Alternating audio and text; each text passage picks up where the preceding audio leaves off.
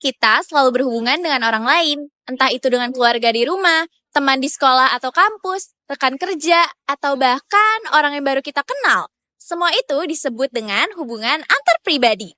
Tapi ternyata hubungan antar pribadi itu punya beberapa tipe loh, tergantung dari siapa yang terlibat dan bagaimana kita berinteraksi. Di video ini, kita bakal bahas tipe-tipe hubungan antar pribadi yang paling umum ditemui dalam kehidupan sehari-hari. Yuk, langsung aja kita simak bareng-bareng. Arti singkat antar pribadi. Sebelumnya, teman-teman tahu nggak sih apa itu hubungan antar pribadi? Singkatnya, itu hubungan atau interaksi atau dua orang atau lebih yang saling kenal dan punya ikatan. Entah itu teman, keluarga, pacar, atau rekan kerja. Biasanya ada komunikasi, saling berpengaruh, dan perasaan yang terlibat. Intinya sih, ini tentang gimana kita berhubungan dan berinteraksi sama orang dalam kehidupan sehari-hari. Hubungan pertama yang biasa kita punya adalah keluarga. Keluarga bisa dikatakan adalah orang-orang yang punya hubungan darah atau terhubung lewat pernikahan, kayak ayah, ibu, kakak, adik, istri, dan sebagainya. Biasanya hubungan sama keluarga tuh cukup erat dan dekat, karena sering berinteraksi dan bareng-bareng dalam kehidupan sehari-hari. Nah, beberapa jenis hubungan dalam keluarga. Yang pertama ada the balance build better. Ada keseimbangan, tapi tiap orang pegang otoritas di area berbeda. Misalnya, suami bekerja dalam bisnis dan istri dalam rumah tangga. Yang kedua, the unbalanced speed pattern. Satu pihak pegang kendali lebih besar. Contohnya kayak lebih pintar, kaya, atau dominan. Sering memerintah, jarang minta pendapat. Nah, berikutnya itu ada hubungan persahabatan. Nah, hubungan ini biasanya terjalin karena keinginan pribadi. Tanpa paksaan, orang-orang yang bersahabat biasanya cocok satu sama lain dan nyaman saat bersama-sama.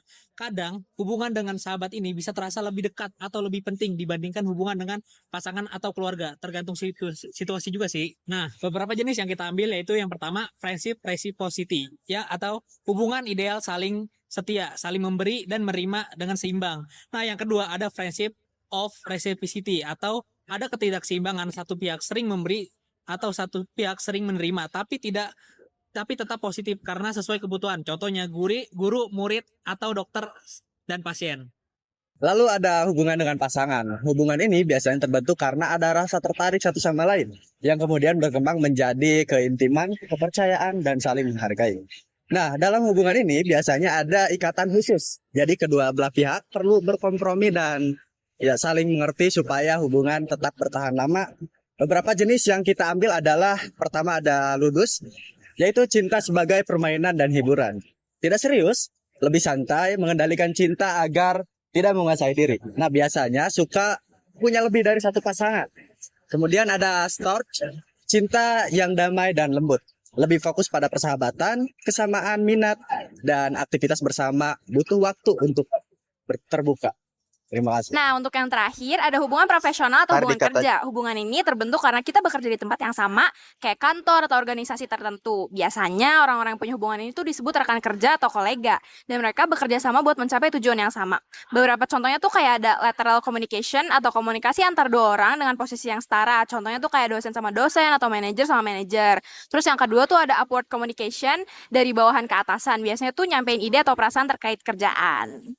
Nah, itu tadi penjelasan singkat tentang tipe-tipe hubungan interpersonal. Semoga bermanfaat dan bisa bikin kamu lebih ngerti gimana sih cara membangun hubungan yang sehat dan positif sama orang lain.